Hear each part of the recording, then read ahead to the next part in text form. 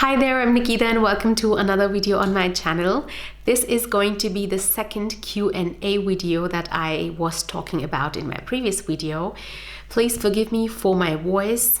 I still have some cold and cough. I had flu in the past few days, so I'm still recovering from it. I have so many questions that I have to answer in this video, and I don't even know whether I can answer actually all of them in detail. So I'll try my best. Some of them I personally believe need a complete video on its own to be answered. So I will make sure that I answer each and every question that you guys asked me on my stories a few days back when I posted that I am answering questions and you need to ask questions from me. So again, just one thing, this video is going to be no cut one shot video. So there is a chance that I'm out of breath because I'm out of practice of making videos, and since I'm also suffering from cold and cough, you might have some uncomfortable times or something where I might sound slow, but just ignore that. And if you want, you can also watch this video on 1.25 or 1.5 speed so that you can spare your time. Let's go.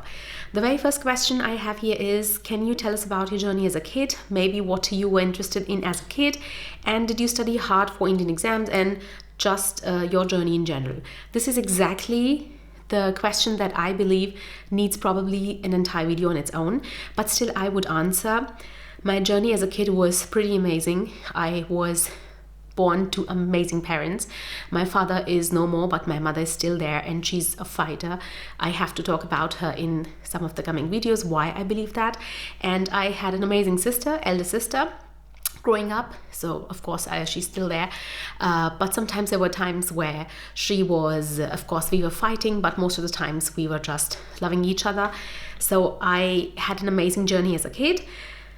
As a kid, I was mostly interested in playing. I would not say that I did not enjoy studying, but I mostly enjoyed doing something else than study. So extracurricular, be it basketball, or be it being a part of National Cadet Corps, NCC, or just playing lawn tennis, which I didn't get to play for very long because it was an expensive sport. So I was mostly interested in sports, and okay, I would study for my exams, but I did not really like I was not so passionate for studies. I would like to put it that way. And did you start hard for Indian exams? If you are asking about school exams, I did study hard for school exams, although I was throughout an average kid. But I did put my best in all the exams. And when I came to college, I studied even more harder because somehow it was the college time when I realized my true potential, and I realized that I did the right thing, taking computer science as my majors in Bachelors, and I loved studying, and I even loved the teachers who were teaching us, be it English or be it chemistry or physics. So I actually studied hard, yes, I gave my best. And I loved studying in Bachelors more than I did in my school time. Second question is, I've also got admission to a German university and in informatics, and I've successfully completed my first semester with 2.2 grade, but I still do not feel good enough. Is it normal at starting? Yes, the first exam that I took in my master's in a German university, I scored 3.3. So for those who are not accustomed to what's the German grade system, it's from 1 to 5, and 1 is the best and 5 is the worst. So 5 is when you fail, and the 3 best grades are 1.0, 1.3 and 1.7. Then you have 2, 2.3, 2.7 average. 3 is like actually below average. All the grades do not matter, but if you look at them from a perspective of wow, how did you do? I scored a 3.3 in my very first exam. In the second exam, which was an oral exam, I failed in my very first semester, and I did not tell my mother until I passed it in the second attempt. And the third exam was also like 2.7. So it's absolutely normal. The reason is that we come from a very different education system, and the way the exams are taken here are very, very different from the way they are taken in India. I might make a video about it because it's really essential for students who are coming from India to Germany The exams are different. The way they are taken are different. Even if it's a written exam, it's completely of a different pattern than you must have had in India, most of the times. I don't know, maybe some universities have international pattern of exam, then you might be lucky. But I had also very bad grade in the very first semester, so don't worry. I even failed the first one of the exam. So it's completely normal. It's just that you always try to focus on your studies in the same way and with the same passion you want to also focus on the extracurricular activities, because if you only focus on studies, it will suck you very badly in and you wouldn't like it in the end. So it's completely fine. Just continue studying. Don't focus on grades until they are really bad, like 4 zeros or 3 sevens. Just go with it and enjoy your life. Then I really admire you a lot. Thank you so much. Since I have a similar situation like you, I have funds for my first year, but I don't want to burden my family members for more. And I'm doing Bachelors in Computer Science. Do you think with hard work, I will be able to achieve that? I'm confident most of the times, but some days I'm not that happy. That's why I'm asking you for opinion. Well, I completely understand. I came here for masters and my mother was financing my first year as well as the second year. But there were certain time periods when I just hated having money from my mother, because I think this feeling comes or hits you when you are outside your circle, when you're outside India and you see other students working hard, not only in studies but also financially to support themselves, and they do not take money from their parents. They either work hard for scholarships or they work hard with side jobs and they get money. I would say I completely understand. It's okay, and I'm sure you can do it, even though you are in bachelor's and it might seem that there is a long way ahead of you. Don't worry, try to find a side job for you so that you are able to put enough time that your studies need and deserve, and at the same time you're able to work for yourself. The benefit of working or having a side job is that you have a break from your exam schedule or lecture schedule. You meet different people, you get financially paid, and you get some experience. Even if you are working in a restaurant, you just get an experience of how things work differently in a country. So just be strong, keep your hard work both in studies and in your job, side job as well. If you don't have one, maybe grab one, find somewhere a side job, and don't forget, hard times are the ones which actually make us. So they don't actually break you, they make you stronger. Next question is very funny. How tall are you and what's the height difference between you and your husband? Well, I am 169 centimeters tall, probably 168 centimeters, and my husband is 179, so we have a 10 centimeters difference in the heights. What would you rather choose, career or love at age 20? Well, I would definitely, looking back when I was 20 years old, I was having my first relationship when I was 18. So when I entered the college, I was in my first relationship. So I would probably say at that time, in hindsight, I'm not sure if I'm right now correct, but 75% I would choose love and 25% I would choose career, because there have been incidents, or one incident at least, where I actually did that. So I think if I was 20, I would choose love over career. But if you ask me for advice, I would say I cannot give you that, because it all depends on what are your circumstances. And 20 is also a really young age to take sensible decisions. Even people make stupid decisions at the age of 35. So it's okay if you have chosen love over career at the age of 20. It's absolutely okay. And if you've chosen career over love, that's also absolutely okay. Life has so many aspects. So just go through them, keep making mistakes, but at the same time keep learning from them. So it's okay to make mistakes. And I as I answered, I think I would have chosen love, 75%. There is such a high chance. Tell us about Jobseeker Visa and when is it expected that Germany will resume taking immigrants from India? Well, to the second question, I don't really have any answer. I really don't know. The corona situation is at the moment really bad, and we are also expecting a fourth wave the moment the autumn hit us. So I really don't know. I hope it gets better. Regarding the first question, the Jobseeker Visa, I think so I answered also this question in my previous video, where I had a link below what do you want to know about Jobseeker Visa? This is a very vague question. What kind of job seeker visas are available? What are the requirements you have to have for a job seeker visa? Can you get a job seeker visa for a certain job or not? So I really don't know what's your question, but if you need to know anything about job seeker visa, the best advice or answer I can give you is just Google it. And please be specific with your question, because this is really vague.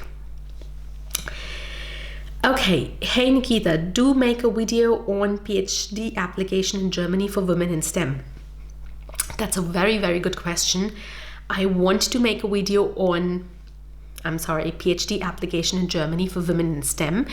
It's a very legit question, and I can only tell you right now, in short, is that Germany needs women or female scientists or females or girls to get into STEM. Germany desperately needs it. Like in all countries, we are the females.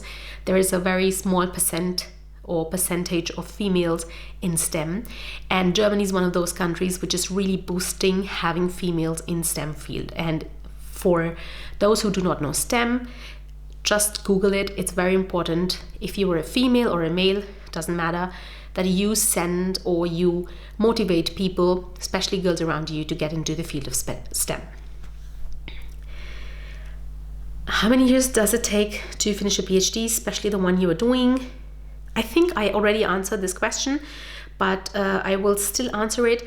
It depends. In my computer science, it also depends on university. So my university allows me to have 4 years plus 2 years to finish a PhD. In some cases, you can extend your PhD even longer, but usually it takes, I would say, good 4 to 6 years to finish a PhD. If you're super smart and if you are super aware and you have amazing knowledge in the field where you are doing PhD, then you might even finish it in 3 years, depends on you. But usually, so on an average, it takes between 4 to 6 years of time to finish a PhD in computer science. I really like your cooking videos, make some more, from Pakistan. I love you too, love from Pakistan, love to Pakistan. I also liked my cooking videos, but I thought, I don't know whether people would really enjoy it or not, so I stopped making them. But if you guys enjoy them, I can definitely make like no-cut one-shot food videos. Probably I can make 5 food items or 5 things that students can cook on a very short budget, like on a very tiny budget. Maybe if you want to have such a video, please write in the comments below. Okay, is it easy for students to travel on part-time job? Yeah, actually it is. Like, I don't really understand what exactly do you want to ask, but if you want to ask whether if you have part-time job and you're earning slight money, can you travel? Yes, you can. Like, part-time jobs pay you really well. And if your question is that whether you can travel if you have a part-time job, yes, of course, all jobs offer free time, free days. So it's not that if you're working, you have to work all the time. You have your free time and you can actually travel on in your free slots. After doing masters in Germany, can I get a job in UK and US? Yes, I think you can get a job anywhere and everywhere. It just depends what your profile was, so what you studied and in which profile you are applying for a job and whether they want you or not. Of course, in the end, depends on what these people are looking for in a person they want to have as an employee. Please answer how to get PhD admission in social science, and I'm already in Germany on student visa, thanks. Well, I don't really know how to get PhD admission in social science, but I can tell you in general, to get an admission for a PhD course, you need to go to the website of the professor who you want to do PhD with. Once you go to that website, you see what are the openings, what does this professor offer, or what are the focus points or research interests of this professor. And once you have realized or you have come to a conclusion that this is exactly where I want to do my PhD, write an email with your resume, with your statement of purpose, probably also recommendations, and maybe your, I would say, the graduate degree or the last degree you had with you or what you had, and then wait for an answer. If they don't answer for a week or two, probably try to resend an email, and if they still don't answer, just go to the secretary's page, call them. Calling is the best option you can do, because I don't really know any people or any professors, at least in my university, who do not answer their phones. Like, of course, you have to go via secretary to the professor, but if you call the secretary and you can remind that, okay, I wrote an email, is there any opening position or not, then you will get more clear view. So this is at least what I would do if I would want to apply for a PhD application or a PhD admission for in any kind of domain. Okay, then, is it easy to get an education loan for an average student? Again, this is a question I don't really know. What do you mean? Do you mean you want to take a loan in India, or you want to take a loan in Germany? And if you want to take a loan in India, to study in India, it's a different thing. And to take an education loan in India to study in Germany is then another thing. But yes, most of the people, most of the students throughout this world are average. So if average students don't get loan, I believe that bank is not a good bank, so change it. You don't have to be the top of your class, the top of your college, top of your university, or cherry on cake to get an educational loan. Being average is absolutely okay. And I believe if that's the question, if an educational loan can be given to an average student in India to study in Germany, I believe yes, the answer is yes. But the best way would be that you go to a bank, or you just call the bank and tell them, okay, I'm applying for educational loan. What are your requisites? Cash in hand required after landing in Germany, ? Well, I don't really know that. I just know that you need to have a blocked account before you're coming to Germany. This is to get your visa. And if I think 400 to 500 euros of cash is okay, because if you lose it, it's a huge amount, but it's not really a huge amount, like 1,500 euros or something. It's okay. So if you don't want to lose it, then put it separately in separate pockets. And I think 400 to 500 euros is okay, because you never know what's the emergency you are in. So between 400 to 500 euros is a good cash in hand after landing in Germany. And maybe that if you land and you have to right away buy a blanket, and you have to buy a pillow, and you have to buy a mattress, then these things are sometimes slightly expensive. So it's better to have this amount of cash in your hand when you land in Germany, and slowly you can then start the process of unblocking your blocked account and so on. Marks required to study bachelors in Germany.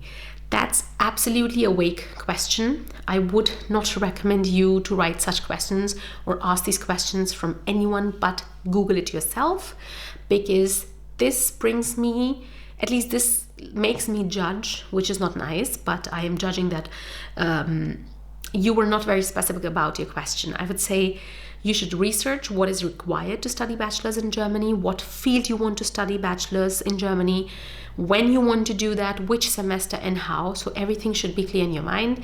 And that's why I would tell you that just search more about it and be more specific. And I think that was the last question that was asked, and I have suddenly a helicopter passing by, so it might be loud. This was it. This was the Q&A session, and I realized that I have to make probably 3 videos, one on PhD possibilities or PhD possibilities for females, for women in STEM in Germany. Second, I have to make my life as a kid and how I was interested in studies, or how I ended up doing a PhD and becoming almost a computer scientist soon. And I would really like to share this with you, because I often myself think about my past, and often I get to talk to my sister and my mother that how did I ended up here. And when my friends ask me, when will you stop studying? And I then ask my own self, I did probably subconsciously enjoyed studying very much, and I just didn't realize it until I was in masters here, and I realized that, okay, I just love doing research. I just love knowing that I don't know so many things and answering questions that are open for me and taking criticism from people when they say, okay, the work that you are doing is not very interesting, or no, actually they don't say it's not very interesting. They actually put it in a way that be more specific about the problem you're trying to solve. So I probably will make a video about it, because I personally believe, had I known this, or had somebody talked to me about all this when I was a kid, I would have believed in my own self and my own capacities much more than I did back then. Another video that I have to make is, I also wrote a blog about it, is the scholarships that are available for students in Germany. And I think that's a video that I wanted to make since long, so probably that will be one of the next videos that will be on my channel. I hope you liked this video. I hope that I could answer your questions and you got the answers which could satisfy you. And to those who did not get answers to your question, please write me again in the comment section below. And for those whom I told that your question is vague, just try to be more specific, because there are so many questions. If you put an abstract question in front of somebody, it's not giving a good impression, first of all, about your own self, and second, it becomes very difficult for the other person to answer, because the other person doesn't know what exactly do you want to know. I wish you a nice day, evening, or whenever and whatever time you're watching this video. Stay home, stay safe. COVID is not yet over, so take care of yourself. Much love.